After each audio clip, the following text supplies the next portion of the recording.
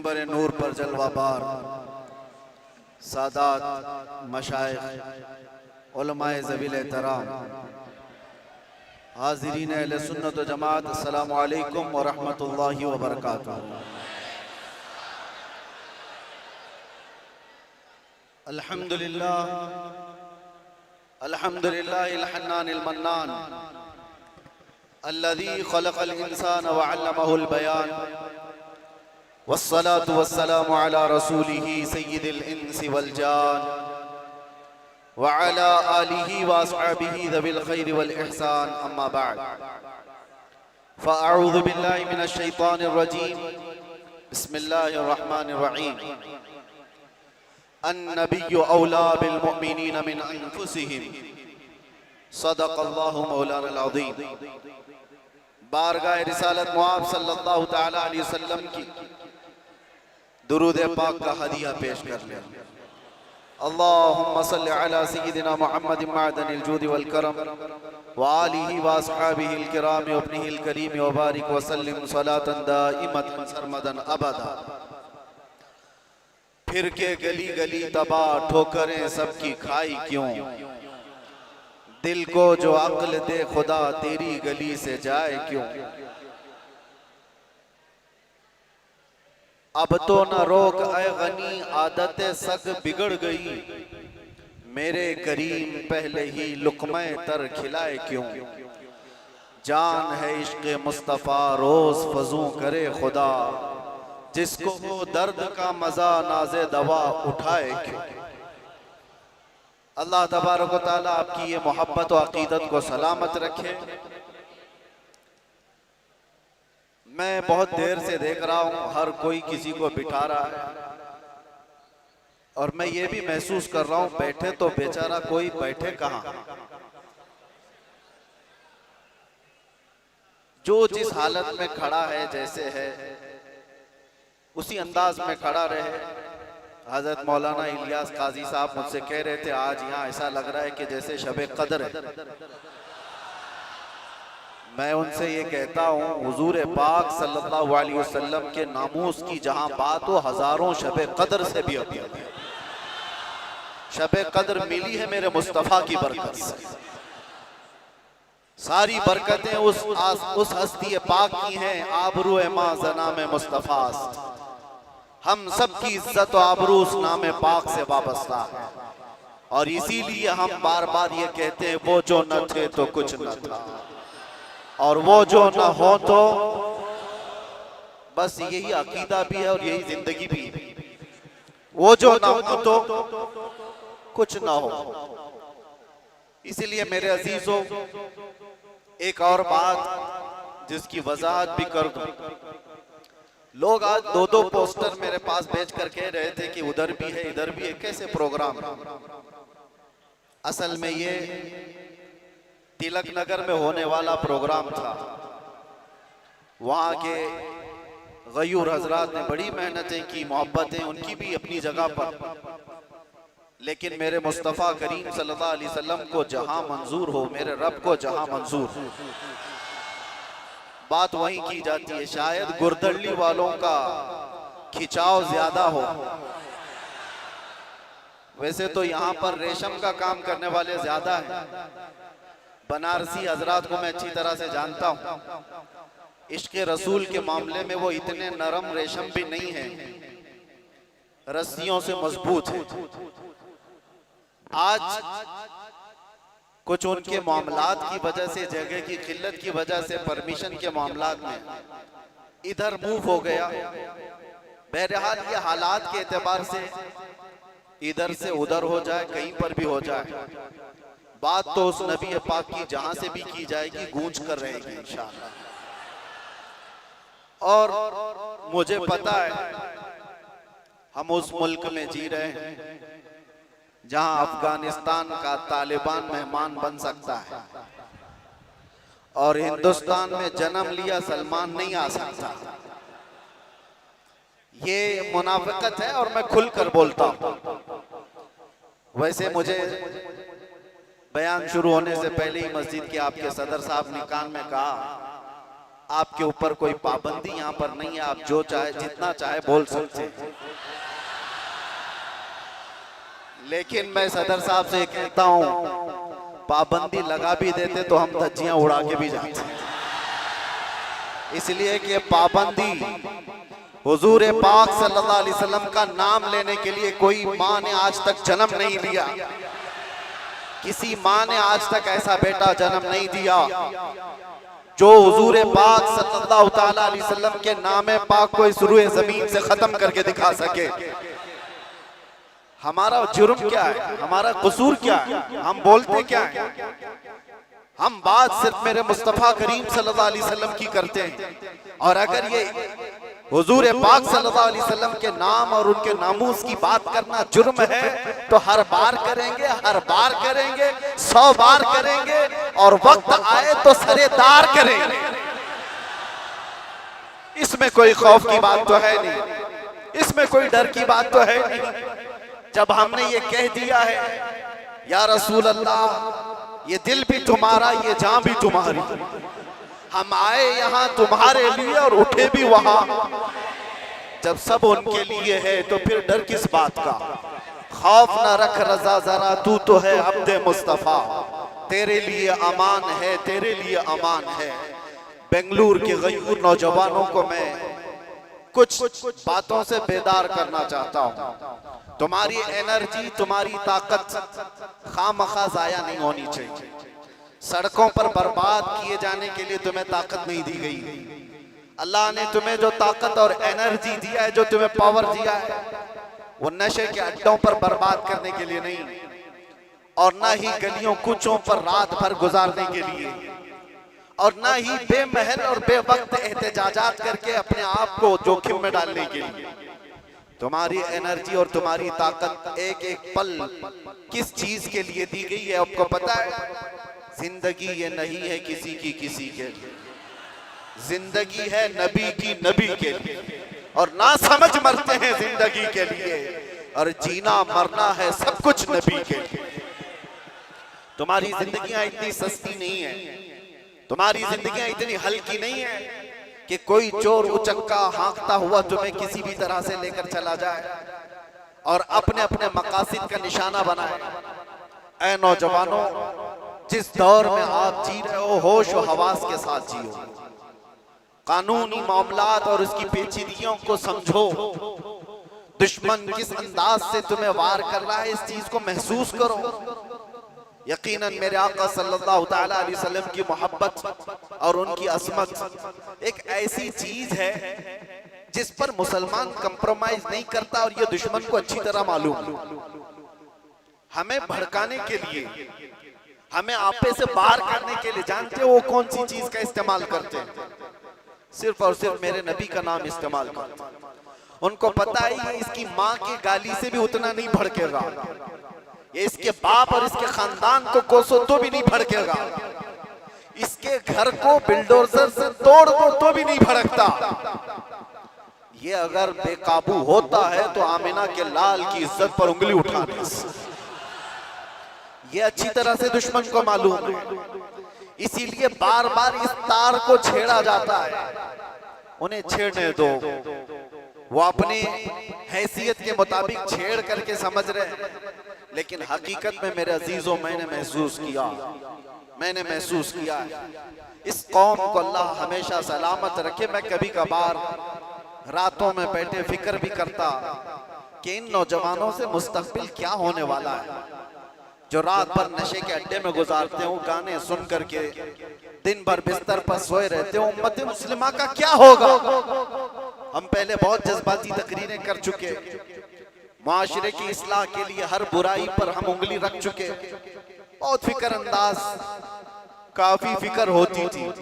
लेकिन मैंने देखा ये वो नौजवान जो नशा में मेरे साथ जेल की कैद काटे हुए नौजवानों को भी जानता हूं, जो हर तरह का नशा करके आए हुए थे, एडिक्ट थे, और कोई 10 साल से, कोई 15 साल से, कोई 20 साल से, और सारी कड़ियां जोड़ करके मैं आकर के देखता हूं कौन है जो इन्हें नशा पर उभारता है, कौन इनकी गलियों में नशा बेचता है, कौन सप्लायर है, कौन उभारता है, कौन पहुंचाता है, कानून को भी मालूम है कहां बिक रहा है, कहां सप्लाई हो रहा है, सबको पता है। और खासकर तुम्हारे मोहल्ले क्यों टारगेट है, कभी सोचा आपने?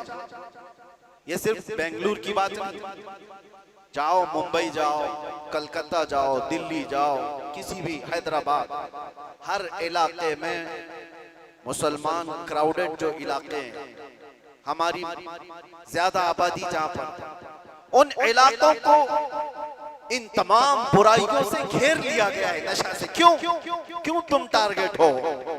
वजह यही है मेरे अजीज, इसलिए कि दुनिया को खौफ दूसरी कौमों से नहीं, मोहम्मद अरबी के गुलामों से इतना डर है कि इसी दिन ये खड़ा हो गया तो दूसरों की नींद हराम कर देगा।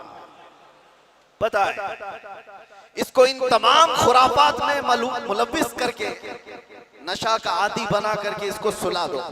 ठीक है, इन्होंने कर लिया, किसी को 10 साल से, किसी को 20 साल से, किसी को 25 साल से नशा में मुब्तला करके रख दिया। हम भी डरे हुए थे कि ये नशा खोर नौजवान क्या करेंगे, मुस्तकबिल क्या होगा इनका। लेकिन मेरे अजीजों, मैंने अभी माजी करीब में, साल 2 साल में ये भी महसूस किया, नशा छोड़ना आसान भी नहीं है। जो एडिक्ट होता है वो जल्दी छोड़ता भी नहीं। अरे गुटखा नहीं छोड़ता तो वो दूसरी बातें कहां जल्दी छोड़े।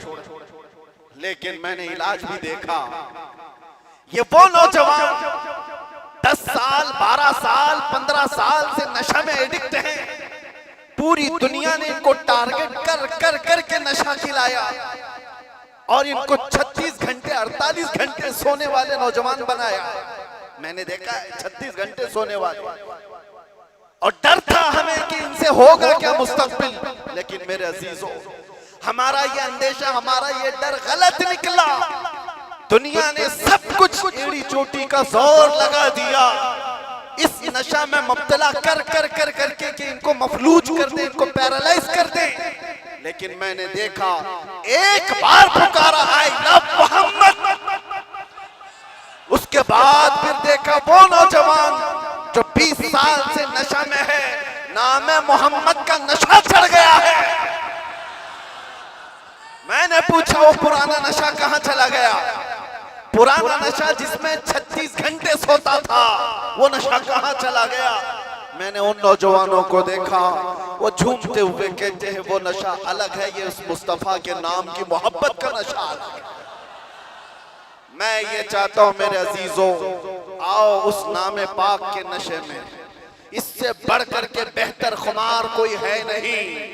इसीलिए जो उस मोहब्बत के नशे को पी लिया, तब फिर वो गुनगुना करके यूं कहा था, कुछ ऐसा कर दे मेरे किरदिगार आंखों में, हमेशा नक्श रहे रूये यार आंखों में। उन्हें न देखा तो किस काम की है ये आंखें, कि देखने की है सारी बहार आंखों में।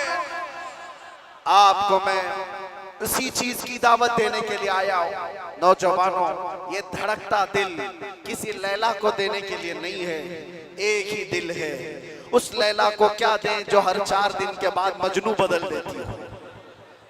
उस लैला को क्या दें जो पैसे देख करके बदल जाती हो, मनसब देख करके घर बदल लेती हो? हम उस दरबार में अपने आप को डाल दें जहां के मुतालिक ये कहा, जब तक बिके न थे तो कोई पूछता न था।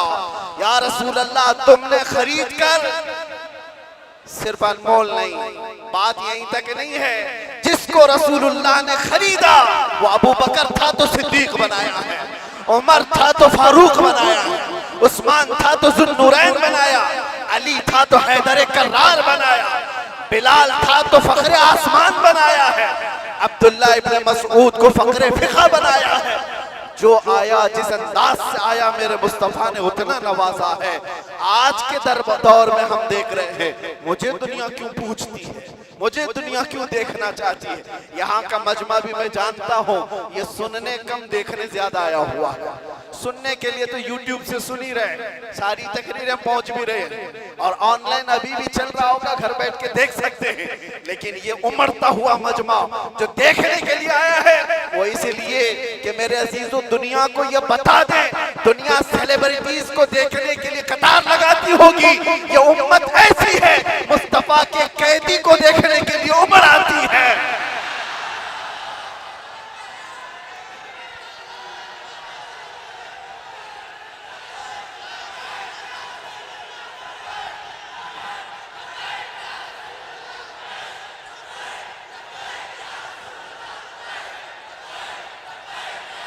वरना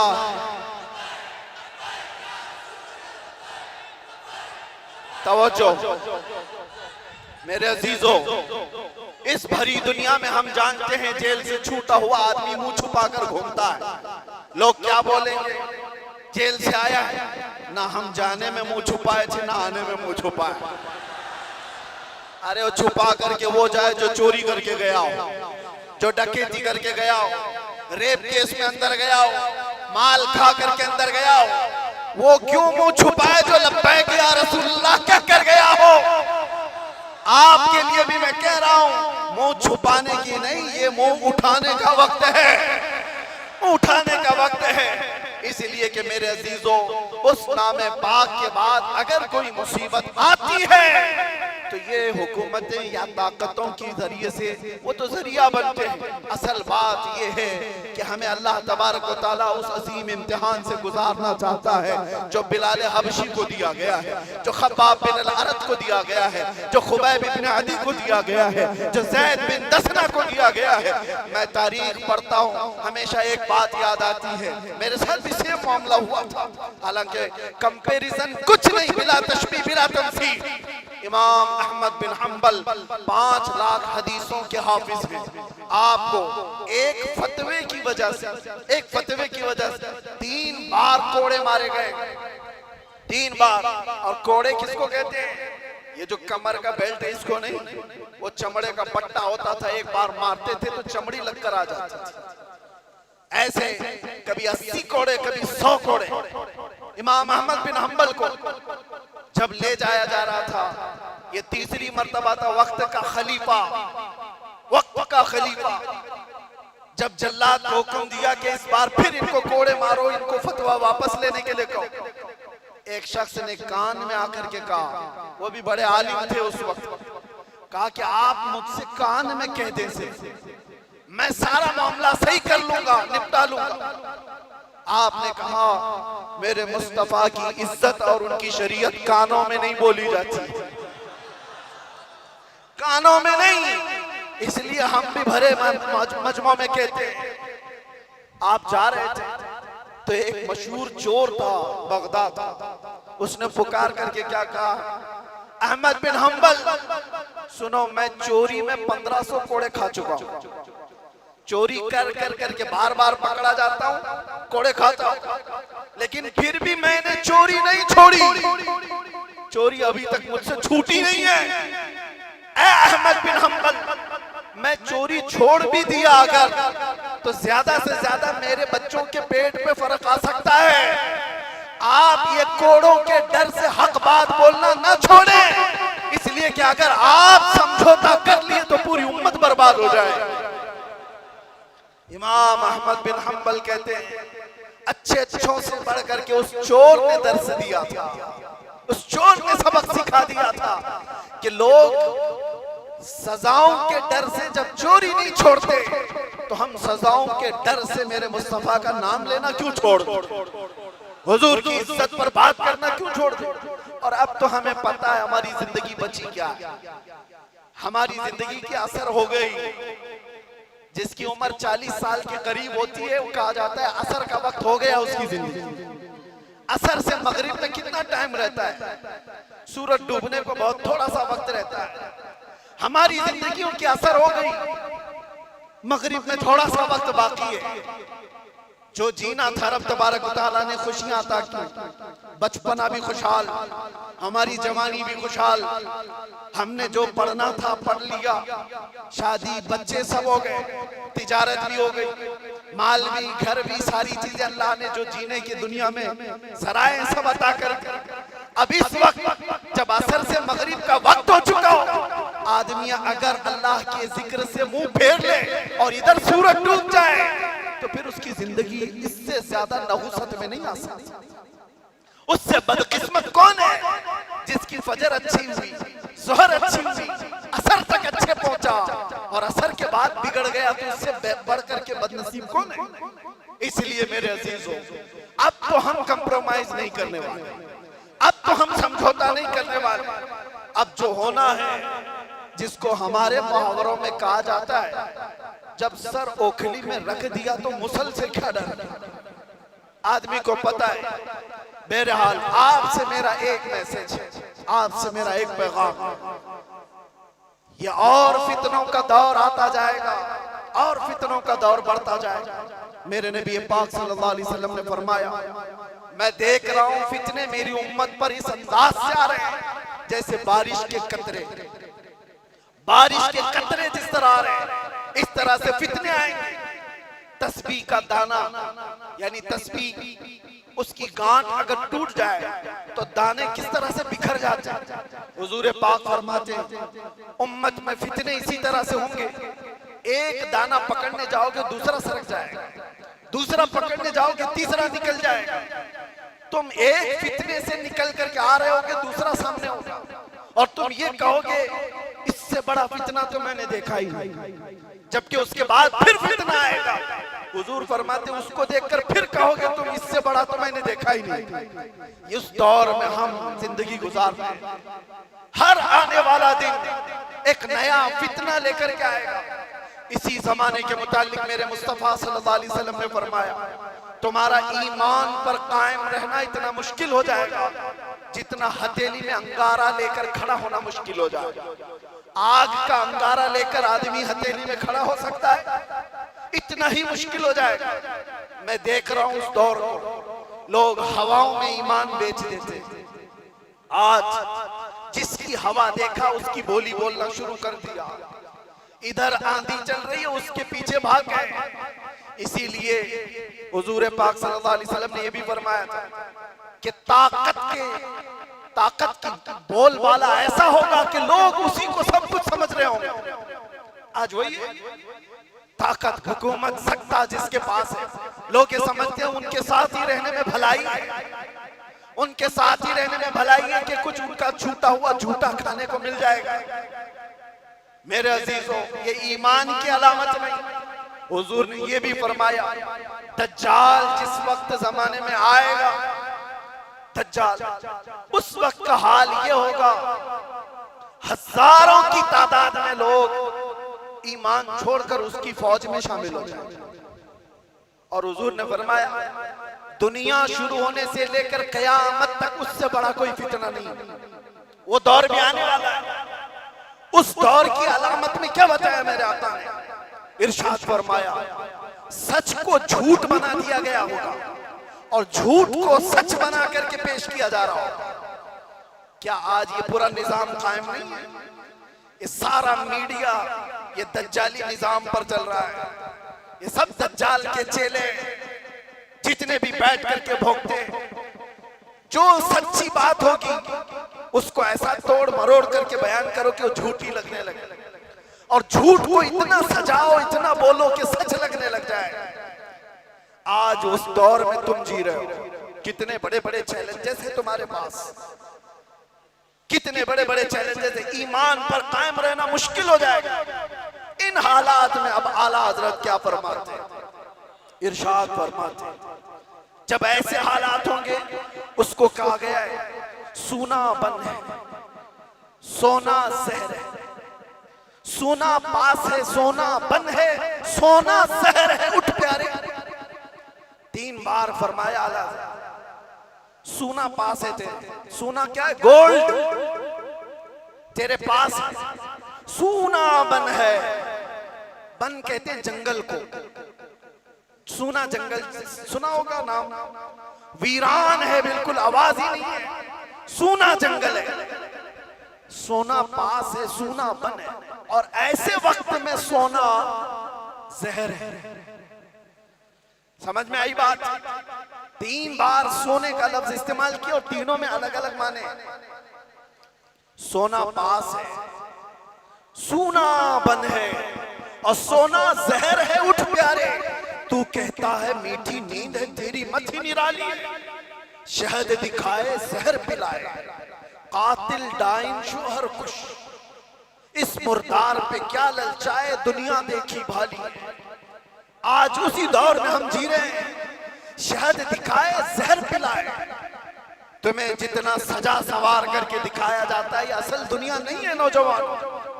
मैंने ये सारी तमहीद इसलिए बांधी कि तुमको हाँक रही है दुनिया किस तरफ। तुम टेलीविजन पर थिरकने वाली तस्वीरों को देखकर फिदाई बन गए। तुम सोचने लग गए कि ये बड़ा स्टार आदमी है, ये हीरो है, एक्टर है, ये कोई एक्ट्रेस है, इसके पहने हुए कपड़े, इसका बनाया हुआ हेयर स्टाइल, इसके चलने के अंदाज, इसके खाने के अंदाज, इसने अगर किसी चीज की एडवर्टाइज की तो उसको लेकर पड़े जाना। ये दुनिया की दिखाई हुई परदेसी नींद पर जिसके पीछे तुम पागल हुए जा रहे हो, ये वही दुनिया है जो शहद दिखा रही है और जहर पिला रही है। असल में मामला ये है मेरे अजीजों, तुम्हें इस वक्त जगाना हमारी बहुत बड़ी जिम्मेदारी है, बहुत बड़ी जिम्मेदारी है। तुम इस जादू को समझो, इस जादू को समझो जो दुनिया तुम्हें खींच रही है, क्या बनाना चाहती है। मैं साफ लफ्जों में अगर कहूं तो तुम्हें क्या बनाना चाहती है। एक नौजवान को देखा, कानों में बालियां, हाथ में चूड़ी और बालों में चोटी भी। हमने देखा अच्छा खासा नौजवान बन क्या गया, ना मर्द दिखता है ना औरत दिखता है। दुनिया तुझे तीसरी मखलूक बनाना चाहती है और तू शौक से इसके पीछे भाग रहा है। कभी सोचा भी नहीं औरतों को क्या बनाना चाहती है। पूरे जिस्म का लिबास हटा दे, बस कपड़ों के टुकड़े ऊपर और नीचे लगा दे, और इसको ये कहते हैं कि दुनिया का सबसे बेहतरीन फैशन है। अगर नंगा रहना फैशन है तो भैंस ज्यादा फैशनेबल है, हो तो कुछ भी नहीं पहनती। जानवर सबसे ज्यादा फैशनेबल है, नंगे रहने को फैशन कहा जाता है। सोचो मेरे अजीजों, मैं ये बातें क्यों कह रहा हूं। वो निजाम भी मैं देख करके आया जहां भाई बहन की शादी को आज जायज करार दिया गया। हुकूमतों से लोग लड़ रहे हैं कानूनी हक लेने के लिए। इटली में, नीदरलैंड में लोग ये कानून पारित करवाना चाहते हैं कि भाई बहन से शादी करने की इजाजत दी जाए। अब तो दुनिया की कितनी ऐसी हुकूमतें हैं जो होमोसेक्सुअलिटी को पूरी तरह से अलाउ करके रखी हुई है। मर्द मर्द से शादी कर सकता है, औरत औरत से निकाह कर शादी कर सकती है, माँ बेटे के साथ चाहे तो रह सकती है, बाप बेटी के साथ चाहे तो रह सकता है। इसको फ्रीडम कहा जाता है। मेरे अजीजों, जानवरों से भी ज्यादा जलील तुम्हें बनाना चाहती है दुनिया। इसलिए मैं कह रहा हूं, उठो अगर न हश्र न होगा फिर कभी, दौड़ो के जमाना चाल अपनी चल गया। तुम्हारे पास अब एक ही इलाज है, एक ही इलाज है, एक ही इलाज है। तुम कहां कहां से बच पाओगे इनके वार से। तुम्हारे घरों में जो टेलीविजन है, सोचते थे पहले कि टीवी चालू करेंगे तो नंगे नाच होंगे, अब वो जमाना भी गया। इस दुनिया ने तुम्हारे हाथों में पहुंचाया, तुम्हारे हाथों में नहीं बल्कि तुम्हारी उंगलियों के एक टच में जितनी गंदी फाहिशा चीजें देखना हो सब देख सकते हो। तुम्हारी आंखों की हया खत्म, तुम्हारे दिल का सुरूर खत्म, तुम्हारे रूह का नूर खत्म, सब चीजें छीन ली गई। और तुम कहां कहां बच पाओगे, कहां कहां बच पाओगे, कैसे कैसे इन वारों से बच सकते हो। एक ही इलाज है, एक ही इलाज है जिसको इकबाल ने 10 साल अपनी मेहनत के बाद कहा था। वो इलाज ये है कि मोहम्मद से वफा तूने तो हम तेरे हैं, ये जहां चीज है क्या लोहो कलम तेरे।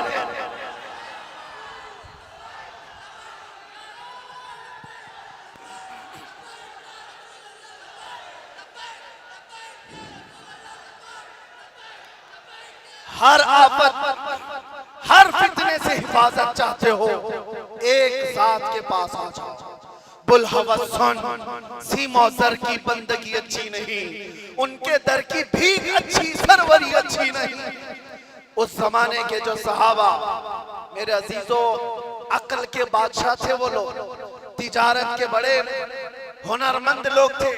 बारगाह मुस्तफा सल्लल्लाहु अलैहि वसल्लम में यूं ही नहीं आए थे अपना सब कुछ छोड़ छाड़ करके।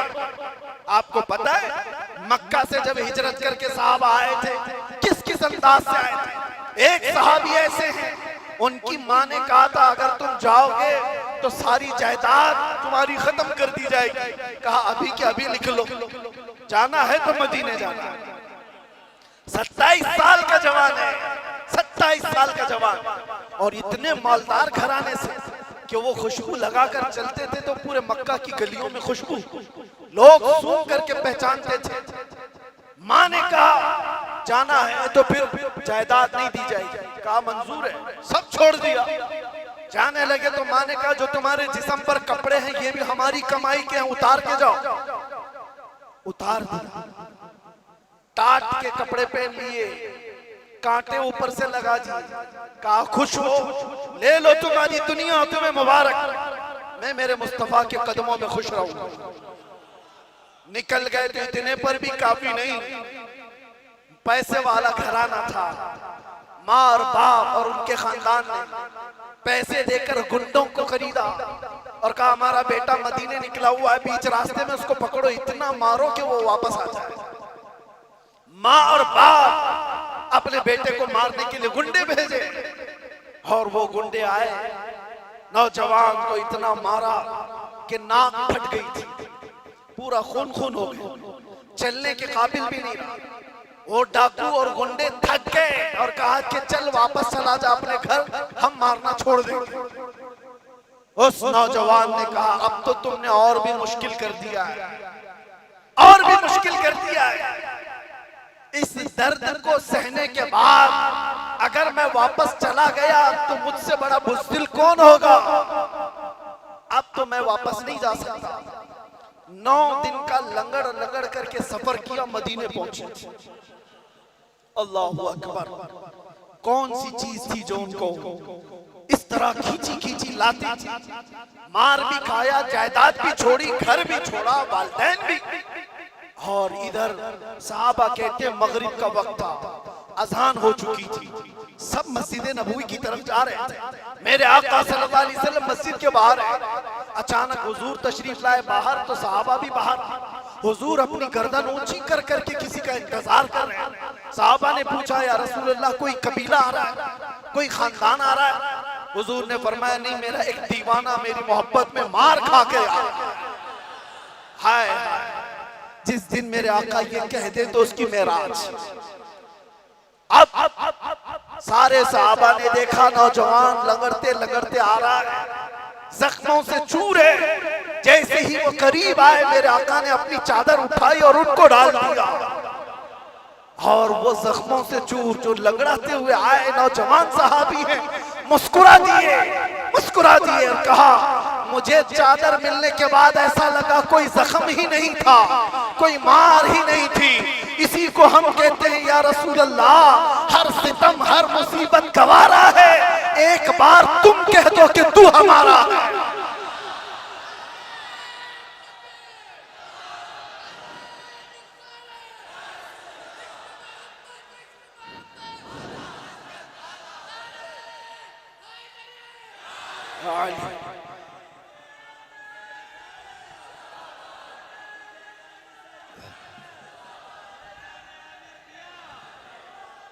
हर सितम हर मुसीबत गवारा है, या रसूल अल्लाह एक बार तुम कह दो कि तू हमारा।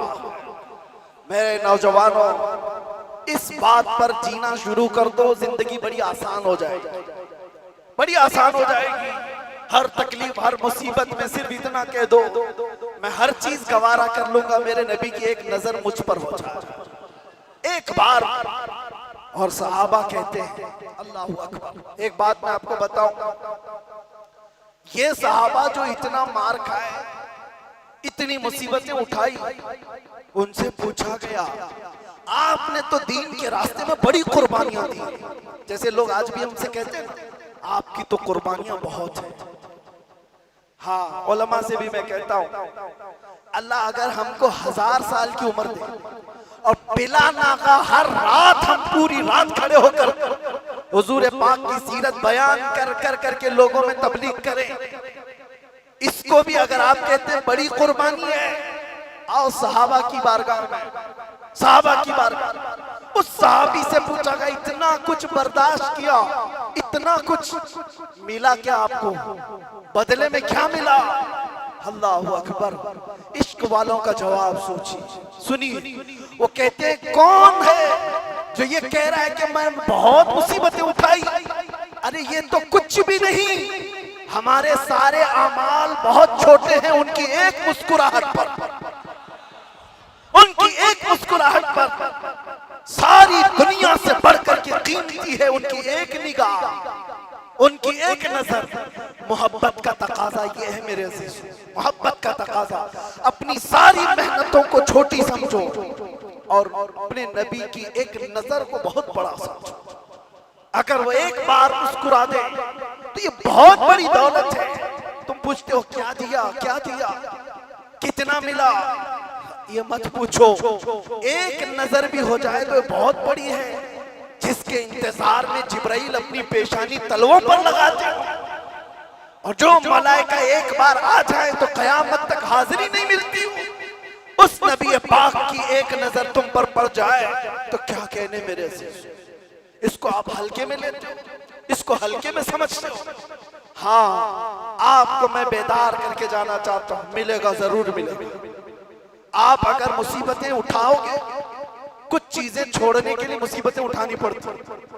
नशा छोड़ो, ये आवारागर्दी छोड़ो, दुनिया ताना मारेगी, क्या हो गया तुझे, सुबह से शाम तक टोपी में दिख रहा है, मुल्ला दिख रहा है, हर ताने बर्दाश्त करो, इसलिए कि इज्जत और जिल्लत इन छिछोरों के हाथ में नहीं है। ये कीड़े मकोड़े मौसम के हैं, आएंगे और चले जाएंगे। तुम्हें सजा और जजा देने वाली जात अल्लाह की। तुम्हें मुंह दिखाना है तो इन कीड़ों को नहीं, कब्र में मेरे मुस्तफा को दिखाना। ये कोसते हैं, ये ताना मारते हैं, और इसकी वजह से तुमने अपने आप को बदल लिया। कल को कब्र में जाओगे, मेरे नबी से सामना होगा तो क्या कहोगे? ये कहोगे कि हुजूर मुझे लोग गालियां देते थे इसलिए मैंने दाढ़ी छिला ली, लोग मुझे कोसते थे, बुरा कहते थे इसलिए मैंने सब मिटा दिया।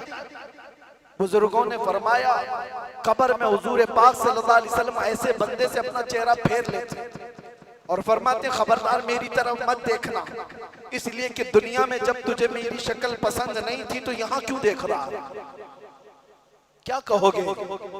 हकीकत में कह रहा हूँ, हुजूर को मोहब्बत के साथ याद करना अपनी जगह पर, लेकिन अमली जिंदगी में उतर करके दिखाना ये बहुत बड़ा चैलेंज। और जब ये चैलेंज आप एक्सेप्ट करोगे, कबूल करोगे, आज ही से शुरू करेंगे इंशाअल्लाह।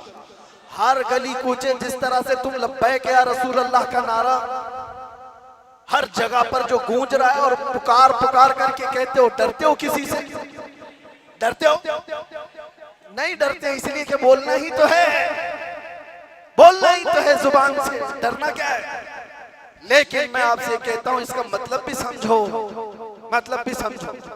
लब्बैक या रसूल अल्लाह का मतलब है, ऐ अल्लाह के रसूल मैं हाजिर हूं।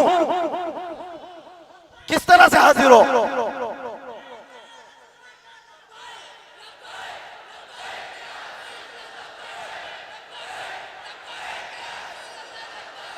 लब्बैक या रसूल अल्लाह।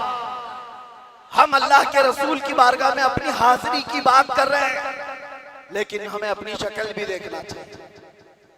हम ऐसे वैसे को नहीं कह रहे हैं कि मैं हाजिर हूं, हम उस बारगाह में कह रहे हैं जो हमारे दिलों के हालात भी जानता है, जो मदीने में बैठ करके बेंगलुरु में होने वाले इस जलसे को भी देखता है।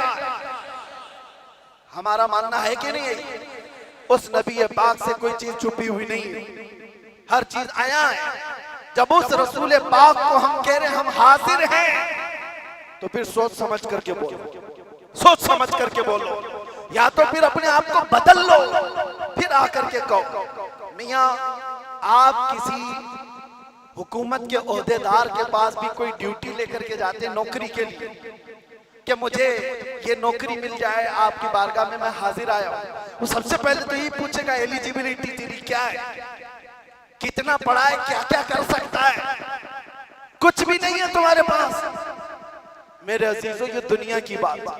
लेकिन मेरे मुस्तफ़ा सल्लल्लाहु ताला अलैहि वसल्लम की बारगाह जब कभी कोई पुकारता है कि या रसूल अल्लाह मैं हाजिर हूं, तो ये नहीं देखा जाता एलिजिबिलिटी कितनी है, लेकिन ये जरूर देखा जाता है कि ईमान कितना है, हुजूर की बात पर यकीन कितना रखता है। अब आओ, मैं जो बात कह रहा था उसको कंप्लीट करता हूं। मुसीबतें कुछ आएंगी और जब ये स्ट्रगल करके बर्दाश्त कर ले जाओ तो वो चीज मिलने वाली है जिसका जिक्र मैंने छेड़ा। सारी मुसीबतें आ जाए, मैं जानता हूं, लेकिन क्या है, बातें बहुत वायरल होती हैं, हम तो छुपे हुए नहीं रह गए। जो भी बात कहे बहुत फैलती है सब चीजें, और बेचारे यूट्यूबर तो इसीलिए खड़े ही रहते हैं कि कितना मसाला लगाना है और कितने थंबनेल लगाना है, क्योंकि वो अपने व्यूज के चक्कर में बेचारे कौन कौन से मसाले लगाते हमें भी नहीं पता रहता। ये तो कितनी मर्तबा हमको कैद भी करते, कितनी मर्तबा आजाद भी करते, कितनी मर्तबा इंतकाल भी करा देते हैं। इसकी वजह से, इनकी वजह से ज्यादा मुसीबत होती है यूट्यूबर्स। हाँ, मैं उनसे कहता हूं ये भी एक अमानत है, बात को जैसी है वैसी पेश करो। एक मसला मैं आपको बता रहा हूं, जेल का एक कैदी नौजवान, मैं पूरी तफसील नहीं बता रहा, लेकिन इतनी बात जरूर है कि वो नामूसे रिसालत का सफीर, शब बारात शाबान की 14वीं गुजर चुकी है, 15वीं रात आई, इतना परेशान हो चुका था कि घर वाले भी मिलना छोड़ दिए, बहुत सारे मामलात में सालों से कैद था। बहुत लंबा खत मेरे पास है, बहुत लंबी चिट्ठी मेरे पास आई, कहा कि मैं बता नहीं सकता, इतना परेशान था कि लोगों के लिए और कैदियों के लिए मुलाकात ही आते थे, उनके घर वाले आते थे, मिलते थे, 8 दिन में एक मर्तबा कुछ सामान देख करके जाते थे और तसल्ली हो जाती थी। मेरे तो महीनों हो गए और अब तो बरसों हो गए, कोई आ ही नहीं रहा था, सालों हो गए, तंग आ गया था। और उस दिन 14वीं शाबान है, जेल में भी छोटी मोटी ईदें मना ली जाती, शब बारात मालूम हो गई। ये मैं अपने कैद की बात नहीं कर रहा हूँ, ये बाहर मेरे पास जो लेटर आया वो मैं बात कर रहा हूँ। उस नौजवान ने मुझे मुखातब करके लिख करके भेजा, इतना परेशान था कि दुख भरी आवाज से मैं रोना चाह रहा था, रोना नहीं आ रहा था, आंसू मेरे सूख गए थे। मैंने अल्लाह की बारगाह में उस रात को पहली मर्तबा मौत की तमन्ना की, कहा कि अब बहुत हो गया, चाहे मैं मर जाऊं तो अच्छा हो जाता। फिर फौरन तौबा किया कि अल्लाह के नबी ने मना फरमाया, मुसीबतों से घबरा करके मौत की तमन्ना करना जायज नहीं, हराम है। वो नौजवान कहता फौरन मैंने तौबा किया, मुझे मेरे नबी का ख्याल आया। वो कहता है रात की तारीकी हुई थी, मैंने उस दिन खाना भी नहीं खाया, इसी गम में कि काश अगर बाहर होता तो ईद का माहौल होता, लोगों में घुल मिल रहा होता, घर में खुशियों का माहौल होता, मैं तन्हा कोठरी में परेशान। वो कहता है अचानक मेरी कोठरी में नूर और रोशनी भरी हुई है, मैं घबराया और कपकपी तारी हो गई, मेरी आंखें बंद थी। मैंने महसूस किया कि कोई तो कमरे को मेरे टार्च लगा करके रोशन किया हुआ है। पुलिस वाले चेक करने आते हैं कभी कभार, लेकिन वो कहता है वो रोशनी टार्च की नहीं थी, इतनी बढ़ती गई बढ़ती गई बढ़ती गई। बाद में मैंने महसूस किया कि किसी की आहट महसूस की जा रही है। मैंने घबरा करके पूछा कौन आया है? आने वाले ने कहा अना मुहम्मदुर रसूलुल्लाह।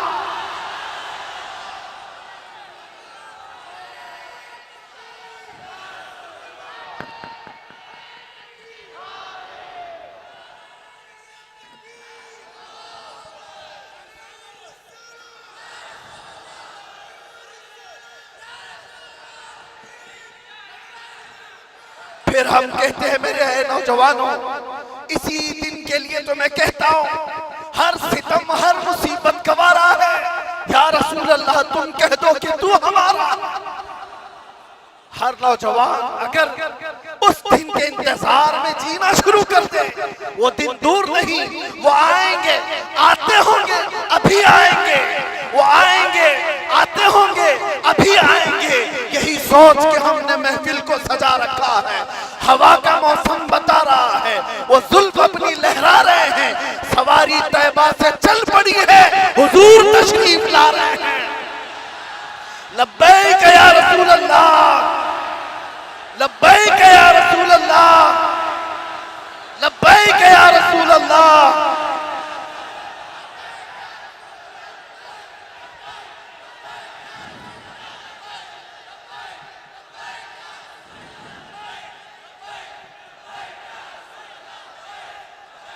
मेरे अजीजों, नौजवानों, जो कुछ बयां हुआ वो आगाज़े बाप था।